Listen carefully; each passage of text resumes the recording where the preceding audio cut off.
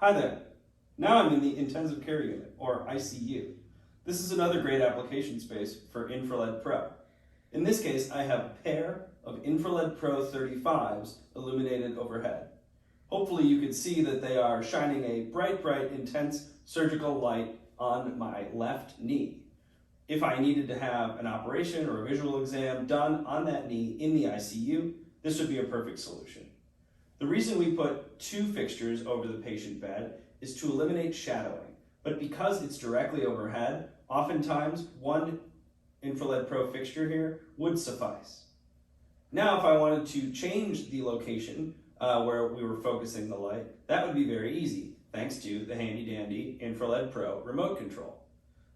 Suppose I was having pain in my abdomen and it turned out I needed to have my appendix taken out. All I would need to do would be to move both of these lights up towards my appendix. Lori, is the appendix on the left or the right side of the body? The right. Okay, so I select the light, I move this illumination towards my head. Now I'm on pretty much the left side of my body, so I can move it a skosh to the right, and we are good.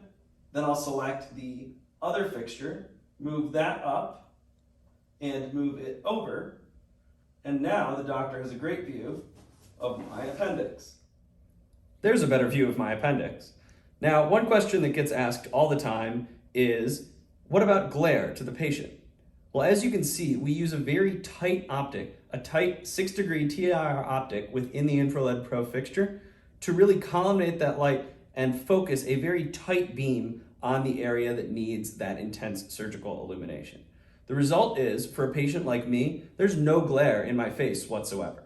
So I can look up directly at the lights and it's remarkably comfortable. And hopefully you see this in the video, there's not that much illumination on my face. The illumination is here on the site that the clinicians want to take a look at. The other question we get asked is, how frequently is the patient controlling these lights?